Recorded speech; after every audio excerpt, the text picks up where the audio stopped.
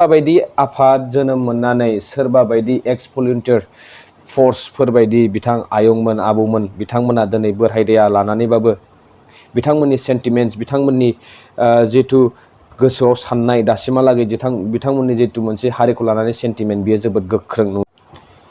हेल' एसबि ब्लगनि नायगिरि नोंथांमोननिसिम आंनि गोसो गोरबोनिफ्राय गिबियावनो रोजा रोजा साबायखर बावहरग्रोनाय थाबाय।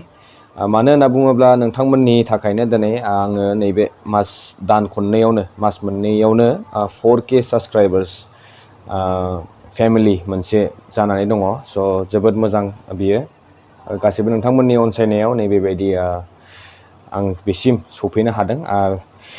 स' भिडिअखौ जागायजेननोसै गिबियावनो बयखौबो आंनि गोसो गोरबोनिफ्राय बरायनाय थाग्रोबाय। दिनै आं माखासे नोंथांमोननि कमेन्ट्सफोरखौहाय फरायथिनानै होनो नागिरदों। बेनिफ्राय आं दिनै भिडिअ लाबो सानदोंमोन, नाथाय बेनि गेजेरावनो नैबे कमेन्ट्स रिडिंखौ आं नोंथांमोननिसिम लाबोनो होनो नागिरदों। मानोना गोबाङानो बुहुत कमेन्ट्स हरदों। आं गोबाव सम जाबाय कमेन्ट्सफोरखौहाय फरायथिनानै होनो मोनिया। स' बेनि उनाव आं नोंथांमोननि थाखाय मोनसे डिटेल स्टाडि लाबोगासिनो दङ, पुरा फुल एक्सप्लेनेसन इजराइल आरो पेलेस्टाइननि जितु जुद्ध जानाय बे मानि जाहोनाव जादों आरो बिथांमोननि जुद्धआ बबे समनिफ्राय जागायनानै बबे समनिफ्राय दिनैसिमहालागै बेसेबां गोबाव जाबोखो आरो बिथांमोना बे जुद्धआव माबायदि एडभान्स टेक्न'लजि बाहायदों आरो मा बाहायदों, सोरनि गोहोआ बेसेबां, नै बेफोरखौ गासिबो नै बेनि उनाव नेक्स्ट भिडिअ आङो बानायगासिनो दं। अलमोस्ट कमप्लिट जाबाय। दिनै नङाबा गाबोन फुङाव नोंथांमोना बे भिडिअखौ नुनो मोनगोन। स' आसा खालामदों नोंथांमोना नैबे भिडिअखौ नायगोन आरो बयनिसिमबो शेयार खालामना होगोन। भिडिअआ जोबोद मोजां जागोन। आं विथ इंलिश साबटाइटेलबो आं नैबेखौ एड खालामनानै होगोन। बेनि प्रिपारेसन खालामबाय थानायलाय आङो एसे सम मोनैयाव भिडिअ होनो हायाखैमोन। जियानो हक गिबियावनो जोंहा नैबे आं मोनसे क्लिप्स नुदोंमोन दहाय फेसबुकाव स्क्रल खालामबाय थानायावहाय मानगोनां CM हेमन्त बिश्व शर्मा बिथांनि सिकिउरिटि गार्डआ जोंहा मानगोनां CM प्रमद बर' सारखौ एसे नारगारनानै साइड जानो खोन्थानाय नैबे क्लिप्सखौ नुनो मोन्दोंमोन। आच्छा, स' बेनि फारसे आंखौ बुंनांगौ गैया, नाथाय मोनसेल' खोथा, जेब्ला हाग्रामा महिलारि सार बिथाङा जेब्ला चिफ जायोमोन BTCनि बिथांखौ नैबेबायदि सोरबा सिकिउरिटियानो बेबायदि साइड नारगारना दोननाय बिदि नुथायखौ जों नुनो मोनाखैमोन। आरो बेजों माने जास्ट मोनसेल' पइन्टखौ बुंनांगोन, बिथाङा थारैनो मोनसे गोहोम खोख्लैदोंमोन आसाम सरकारनि फारसे आरो बिथांखौ थारैनो गोबां मोनसे सक्तिशाली बायदि नुयोमोन आरोना। स' नै दिनैनि बेलायावहाय जोंहा मानगोनां CM प्रमद बर' बिथांखौ सासे कमप्रमाइज लिडार बायदि नुयो। माने बिथाङा कमप्रमाइजजों सोलिनो गोनां जानायलाय नै बेबायदि सिकिउरिटि गार्डजोंबो नारगारजानो गोनां जालायनाय नुथायखौ नुनो मोनो।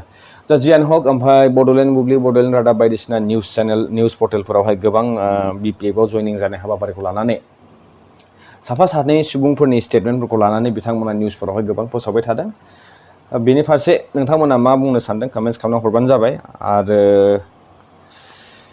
फैबाय थानाय समफोराव जों नुसिगोन नैबे इलेक्सननि सोरहा माबायदि खहा जानो थांगासिनो दङ, सोरहा माबायदि मुलाम्फा जानो थांगासिनो दङ। दा नैबेखौ दोनथ'नानै नोंथांमोननि कमेन्ट्सफोरखौ आं फरायग्रोनो आखायाव लादों। स' स्ट्रेट अवे लेट्स गो टु दा कमेन्ट्स। फार्स्टआवनो जोंहा BR ब्रह्म बिथाङा लिरना हरदों, एसामिसाव लिरदों। आं बारा एसामिस फरायनो रोङा, अब्लाबो आं सेस्था खालामनि। मा लिरखोथाय, हिर' नामा, हिर' रंगुल तय मने मने थकातुए তোর কারণে মঙ্গল হব, কারণ তই অভিশাপৰ যোগ্য।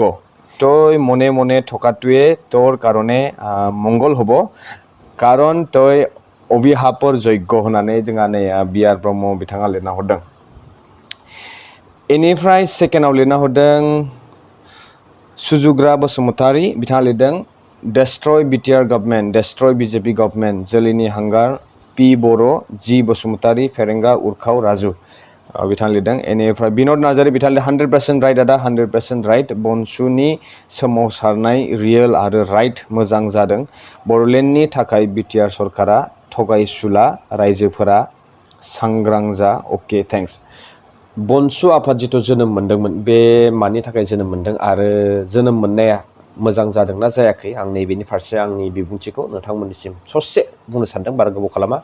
स' स्ट्रेट अवे फार्स्ट एन्ड फरमस्ट जोङो बुंनांगोन बड'फा उपेन्द्र नाथ ब्रह्म बिथांनि जिहेतु सिमांमोन, आङो सिदा सिदा बुंनोसै बिथाङा बड'लेण्ड रायजो मोनसे आलादा स्टेट सोरजिनायनि सिमांसो नुदोंमोन बेखौ जों बयबो मिथिगौ आरो एबसुआ बिथांनि बिथोन होनाय बायदि बिथांनि दैदेननाय लामा बायदिनो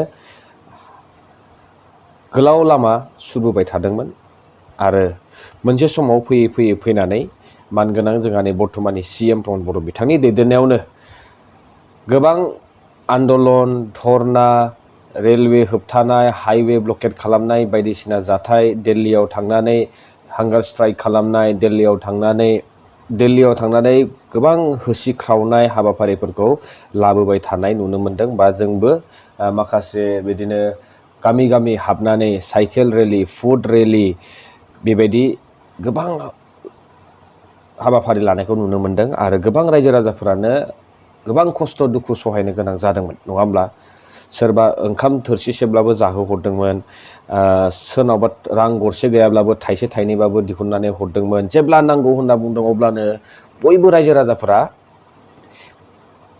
बयबो जाय जेरै हायो ओरै मदद खालामदोंमोन आरो बेवहाय खुनु सार्थबाजि गैयामोन बयबो सोरबा BPF होन दिनैनि समाव UPPL जाबाय सोरबा UPPLआनो होन बै समाव नाथाय बयबो मोनसे जानानै ज'है नैबेबायदि एबसुखौहाय मदद खालामहरदोंमोन मानो थांखियानो जाहैबाय मोनसेल' बयनाबो सिमां दंमोन बयबो सिमां रुजुदोंमन जे जोंहा मानगोनां CM प्रमद बर' बिथांनि जिथु बुंनाय जिथु लेक्सार जिथु बिथांनि बिबुंथिफोर जोबोद गोख्रों जायो मोजां जायो होननानै जोंबो मोनसे समाव जोबोद आसा खालामदोंमोन बिथांनि फारसे आरो बेबायदि बड'फा उपेन्द्रनाथनि उनावहाय नै दिनै निउ जेनेरेसननि थाखाय मोनसे जोंनि गेजेराव जोबोद मोजां दैदेनगिरि फैदों होननानै जोंबो बाख्नायदोंमोन नाथाय फैयै नुबाय मा लासैनो बिथांनि फारसे गोबां माने भितोरिया खोथाफोरा ओंखारबोहांबाय बिथाङा मानि थाखाय लामा सुरदों मानि हानजा सुरदों माबायदि थांखिजों बिथाङा आवगायलांगासिनो दङ थारैनो बेयो जोंनि बर'नि थाखाय ना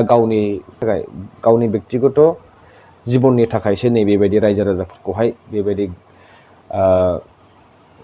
बोलांबाय थादों होननानै जोङो एसे सन्देह जाबाय बेनिफ्राय फैयै दिनै नुबाय मा थारैनो बिथाङा राजखान्थिनि गोहोखौ नांगौ पलिटिकेल पावारखौ जोंनो नांगौ राजखान्थियारि जुदि गोहो गैयाब्ला जोङो खुनु खामानि मावनो हाया बेबायदि स' बेबायदिहै बिथाङा एबसुखौहाय लासैनो नाथ्रोद PCDR होनाय मोनसे दोलोखौ जोनोम होयो पिपल्स कर्डिनेशन डेम'क्रेटिक राइट्स होनाय मोनसे बेनि उनावनो फार्स्ट इलेक्शनबो गेलेयो बेयावहाय बिथाङा बाहागो लायाखै चिरां जिल्लायावहाय 7 जन नामा MCLA देरहायो बै समाव नङा होमबा जों बयबो मिथिगौ बेनि उनावहाय नैबे सेकेन्ड फेजआवहाय बिथांमोना 12 जन एबार जिहेतु ओमफ्राय एलायन्स जानानै BJP गभर्नमेन्टजों सरकार दाबाय नाथाय बेयाव खोथाया मा जों मानगोनां CM प्रमद बर' बिथाङा जिहेतु बड'लेण्ड रायजो आलादा स्टेट जायागौ मानि खुनु कमप्रमाइज खालामा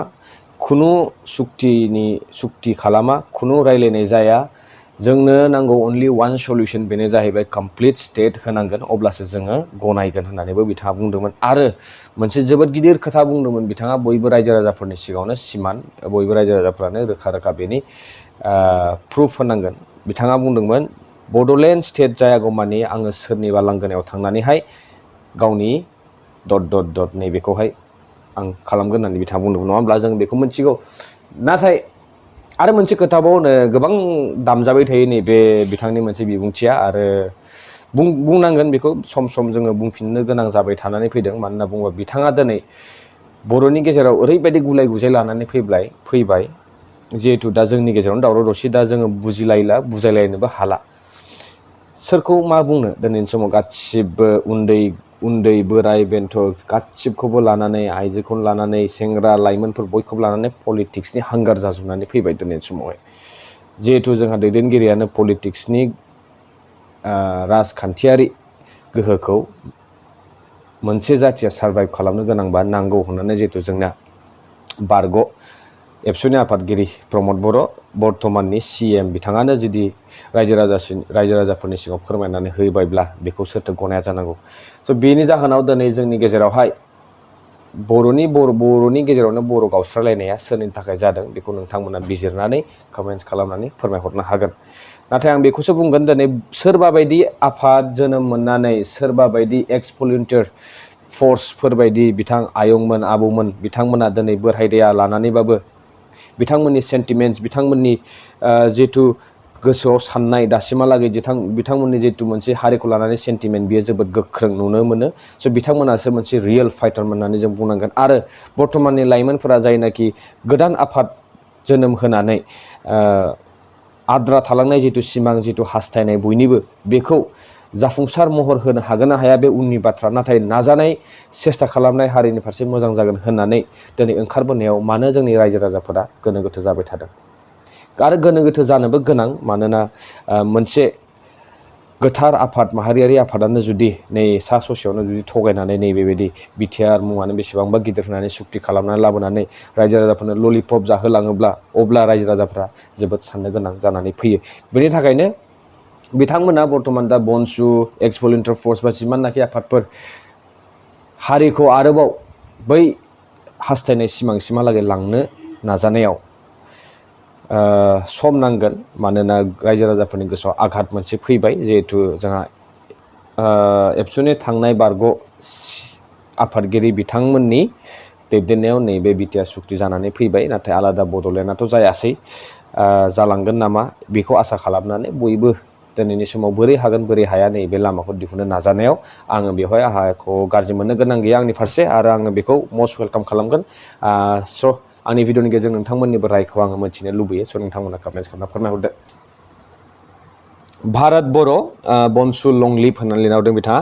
रंगुल बर' आरो राकेश बोरमा सानैजों बिनय बरगयारि, रंगुल बर' आरो राकेश सानैजों हालिसे बलद गरु UPPLनि दाखोर दाला रोगाग्रा गारि बोगारग्रा लाजिनाय गैले लासिं सिं प्रमद बर'नि खिथु मानजिग्रा मालिरखो जाम्बा गोजा बिसोरखौ बबे केटेगरि लिडाराव दोनजानाय नाम्बार नागिरना मोना मिथिया सोबखोन्दा साम' खलथा जाबाय दं बिसोरनि मेलेमा। आচ্ছা, बेखौ लिरना हरदों जोंहा बिनय बरगयारि बिथां।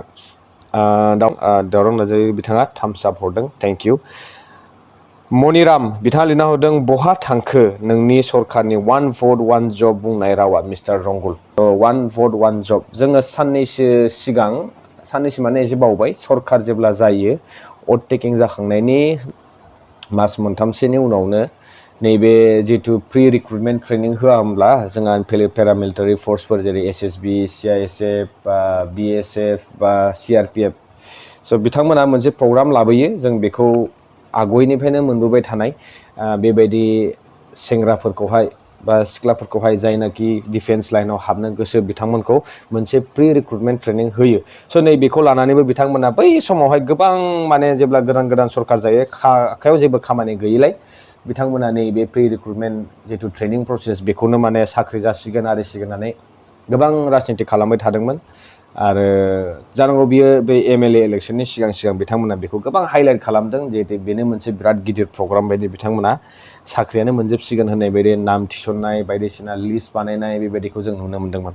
आচ্ছা, जियान हक, बेनिफ्राय दा थांबावनोसै नैबेयावहाय मानिक चन्द्र बर' बिथाङा लिरना हरदों BoNSU लंलिभ, बिथाङा BoNSUखौ लंलिभ होननानै लिरना हरदों। फुलुं बसुमतारी बिथाङा लिरदों नोंथांनि फिननाय थाम्स आप ब्र' होनना बुंदों। DX कानिस depend and promote company is game होनना लिरना हरदों बिथाङा। राजिब बर' रंगुल मासे मोख्रा मानसि बायदि साननो हानाय मेमोरि गैया होननानै बिथाङा फोरमायहरदों। माफिया बि गेमिं, रंगुल बर'आ थार गोसो मोजां मानसि नङा, बे मानसिखौ जोंनि बर' हारिनिफ्राय जानगाराव दोननांगौ, मानोना जोंनि बर' हारिखौ दुखु दाहा गाबनाय समयसाखौ ला गभर्नमेन्टनाव सान्थिनि दाबि बन्द खालामनायखौ नुब्ला लाजिनाय मोनो। बर' हारिनि सत्रु बिथाङा लिरना हरदों माफिया गेमिं, थेंक इउ। बेनिफ्राय ललित बर' बिथाङा लिरना हरदों रंगुलालाय बबेनि बेसे गियानि बांद्राय देखायनाय बेफोरखौ दामनो गोनां जाना फैबाय एक्स भलुन्टियार्सफोरा। गणेश ब्रह्म बिथाङा लिरदों रंगुल बर'आ फिथाइ गोमोन खाना जाग्रा मानसि सायल लिरना हरदों हा बेनिफ्राय डी बसुमतारी प्रमद बर' दिपेन बर' मोनबादि दैदेनगिरिया जेरै हारिखौ फानबाय रंगुल बर'आबो खाबु मोनब्ला बर' हारिखौ फाननो बारा गोबाव नांनाय नङा। प्रभात दैमारि बिथाङा लिरना हरदों रंगुल बर' नोंनि बिबुंथिया नंखाय मानोना फरायसालिफोरखौ बन्द खालामाखै आरो साहा बागाननि खामानि मावग्राफोरनि मटर गारिया खारदों। आच्छा दाख्लै बन्द जितु आर्टिकेल 19 खौहाय इनफ्लुएन्स खालामनानै जितु रायजो राजाफोरनि पाब्लिकनि मोनसे फान्डामेन्टेल राइट्सखौहाय कमप्लिटलि भायलेट खालामनायखौ जोङो एडमिनिस्ट्रेशननि फारसे नुनो मोनो आरो बे खनसे जायाखै बे खनसेल' नङा खननै जाबाय बर्थमानहालागै थांनाय बोसोरनि डिसेम्बर दानावबो नैबेबायदि उदालगुरियावहाय बनसुनि फारसे जांख्रिथायारि हाबाफारि लानाय समाव बेबायदिनो थिग एडमिनिस्ट्रेशन आरो पुलिस प्रशासनफोरा बेबायदि होबथेनायखौ जोङो नुनो मोन्दोंमोन। स' दिनै सरकारानो बेखौ खालामदों नङा होमबा जोंनिनो सरकारानो जोंनिनो फारसे एगेन्स्ट जानानै दङ होनना बुंनांगोन जोङो जोंनि बर' माहारियानो जोंनि बर' माहारिनि फारसे एगेन्स्ट जानानै दङ। जानांगौ बिथांमोना दिनैनि समावहाय गिदों सोमोनांदों बिथांमोना उदालगुरियावहाय नैबेबायदि जांख्रिथायारि हाबाफारिखौ लानो होआखै होनना बुङोब्ला बेयावनो थायो जोंहा मानगोनां डेपुटि चिफ गबिन्द बसुमतारी सार आरो लोगोसे एबसुनिनो आफादगिरि जोंहा दिपेन बर' बिथांनिबो मोनसे बिथांनिनो हम टाउन होननांगोन। स' बेनि थाखायनो बिथांमोना नैबेबायदि हाबाफारिखौ जानो होआ। स' बेवहाय सरकारनि आखाइ दङ सरकारानो बेखौ मावनो बिथोन होदों नङा होमब्ला बिथांमोनानो बुंखादोंमोन डिसि एसपि बायदिसिनाफोरखौहाय बिथांमोना दिनैनि समावहाय सालायनो हायो होननानै जोंहा मानगोनां CM प्रमद बर'आनो अथ टेकिं लाखांनायनि उनावहाय जेब्ला पाब्लिक गेदारिं पाब्लिक मिटिं पाब्लिक मिट खालामो अब्ला बिथाङानो नैबे खोथाखौ गावनो निजेनो फोरमान होयो जे एसपि डिसिफोरखौ ट्रान्सफार खालामनो हानाय दिनैनि समाव बिटिआरआव गोहो फैबाय होननानै। स' बिथांमोनानो थिनदों एडमिनिस्ट्रेशनखौ जे नैबेबायदि प्रग्रामखौहाय केन्सेल खालामथार जेरैखि जाया होननानै। स' बिथांमोननि बिथोन बायदिसो बिथांमोना मावदों नङा होमब्ला। स' दिनै बर'आनो बर'नि सुथ्रु जानानै फैदों। स' नै कमेन्ट्सआव थांफिनबावनोसै नैबेयावहाय दंबावो जोंहा इउजार RT1RGT संसारनि फाल्थु मानसि रंगुल डेभिड बर' बिथाङा लिरना हरदों सैमा बांग्रा रंगुला पार्मानेन्ट दिमाग नङैनि बिराद लाजिदों रंगुलानो रंगुलनि सथ्रु लाइस्राम लादु and PND Pramod and Dipen नि महामिलननि प्रडाक्ट जिहेतु खायसे बर'नि मेलेमफ्रा लाजिस्लु रंगुल लाजुकि बान्दर बायदि जुदि नंमारोब्ला PNDआ नाटक खालामनाय दरखार गैया एक रोता रहा दूसरा लाइस्राम को BTR का लड्डू खिलाता रहा सोरनि दाय एक रोता रहा दूसरा लाइस्राम को BTR का लड्डू खिलाते रहे सोरनि दाय। औ सम सम जों नुनो मोनदों माखासे फाउन्डेसन स्टन्सफोरखौहाय जोंहा मानगोनां CM प्रमद बर' बिथां आरो लोगोसेनो लाइस्राम लादु सिंखौ बेखेवनाय हाबाफारि लानायखौ नुनो मोनदों आरो दाखालि बावैसो मानगोनां जोंहा फरेस्ट डिपार्टमेन्टनि EM रनजित बसुमतारी सारखौबो लाइस्राम लादु सिंजों हस्टेल आरो इउनिभारसिटिनि माखासे जायगाफोरावहाय नैबेबायदि फ्रि वाइफाइ सेटआप खालामनायनि मोनसे बेखेवनाय हाबाफारि लानायखौ नुनो मोनदों। स' फारसेथिं ओरै होसिख्रावनाय आरो फारसेथिं ओरैहाय लाड्डु जाहोबाय थानायखौबो जों नुनो मोनदों। स' बेनि सायाव नोंथांमोना कमेन्ट्स खालामनो हागोन बिथाङा जोबोद मोजां कमेन्ट्स हरदों। जन बसुमतारी UPPLआ बर' हारिखौ फोजोबनो थांगासिनो दङ सांग्रां जा डिजेन बसुमतारी लिरदों बुरबक अके आं किसुमान सोदोबखौ फरायथिना होला एसे कमिउनिटि गाइडलाइन्सखौ बारनाय जायो। रंगुल बर'नि सुथुर प्रान्जल बसुमतारी मा एसे मिनिथावनालै बे दाउखा गोसोमनि रावा जानकि ब्रह्मआ लिरदों रंगुल बर' जातिर इमान सिन्ता करिब पारा हलने ओमफ्राय Bharati Verma very good speech babu and advice thank you आब'सो जागोन नामा जायखिजाया भारती नामजों आं नोंथांखौ आब' होननानै बुंबाय। कालिचरन बसुमतारी लिरदों एबसुनि नाटक बियो इनफिनिक्स ब्रह्म बिथाङा लिरदों बे जोलैनि हांगार रंगुला हारियाव थानायनि मोन्थाय गैया रायजोफोर। मनजित नार्जार लिरदों बै समाव एबसुआ बड'लेण्डनि थाखाय जानाय गैया लोंनाय गैया सोमावसारदोंमोन नाथाय दा मा बर'लेण्ड बिनायाव माबा खहा जादों नामा बिटिआरनि दानि दैदेनगिरिफोरहा? बैयाव मोख्रा बायदि बाग्राया रांनि लभिया होननानै आं सानो। आदा आंनि बे कमेन्टखौ बयनोबो जेब्लायबो फोरमायना हो। मानो होनोब्ला सासे भटारशिपआ बुंनो मोन्थाय दं। दैदेनगिरिया गावनो मा मावदों गाव नुवा, नाथाय रायजोआसो नुयो। बेनिखायनो रायजोआ बुंनो मोन्थाय दं। जै बर' हारिनि जै BoNSU NDFB लं लिभ होननानै जोंहा मनजित नार्जारि बिथाङा खावलायदोंमोन। स' आं बिथांनि कमेन्ट्सखौहाय फरायथिनानै होबाय। बिथाङा मोनसे खोथा बुंदों, बिथाङा बुंनो हानाय बा जोङो बुंनो हानायनि जोंहा मोनसे इन्डिभिजुवेल राइट्स दंखायो एज आ भटारबो आरो एज आ सिटिजेनबो। जोंहा कनस्टिटिउसन हिसाबै कनस्टिटिउसननि माखासे प्रभिजनफोरजों जोंहा गोबां बुंनो हानाय फ्रिडम अफ स्पिच होनाय दंखायो। स' जोङो बुंनो हायो। डेम'क्रेटिक हादोराव जोङो डेम'क्रेटिक माखासे क्राइटेरियाफोरखौहाय नोजोर लाखिनानै डेम'क्रेटिक जिथु सिस्टेमाव जोङो सोलिगासिनो दङ, नङा होमब्ला?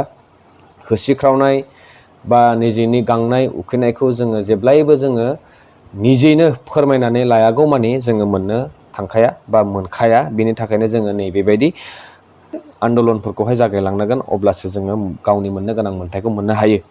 स' थिग बेबायदिनो as a voter, yes definitely you have right as a voter we have full freedom of speech as per the constitution of India. स' बेवहाय मनजित नार्जारि बिथाङा जा लिरदों बेखौ आं नोंथांमोनसिम फोरमायनानै होबाय। नोंथांमोना स्क्रिनशटखौ खालामनानै बिथांनि कमेन्ट्सखौहाय फरायबावनो हागोन। स' रायजो नोंथांमोना गोबां कमेन्ट्स दंबावोमोन। आं गासिबखौबो फरायजोबनो नैबे भिडिअ मोनसेयाव कभार खालामजोबनो हानाय नंला। भिडिअआ जोबोद गोलाव जालांबाय आरो बांद्राय गोलाव जायोब्ला नोंथांमोनानो नायनो बरिं मोनगोन। स' नोंथांमोननि बेसेन गोसा समखौ आङो नैबेबायदि बाराद्राय फरायनानै, कमेन्ट्सफोराथ' बरिं नङामोन, जोबोद इन्टारेस्टिं कमेन्ट्समोन, नाथाय फरायजोबनो लुगैदोंमोनब्लाबो समखौ नोजोर होनानै आङो नैबेखिनियावनो माखासे कमेन्ट्सफोरखौ नोंथांमोननि स्क्रिनाव स्क्रल खालामनानै होगोन। नोंथांमोना पस्ट खालामनानै नायनो हागोन। स' बेखिनिखौ बुंनानै आं दिनैनि नैबे ब्लगखौ, नैबे भिडिअखौ, नैबे आंनि बिबुंथिखौ नैबेखिनियावनो फोजोबनाय जाबाय। गोजोन्थों।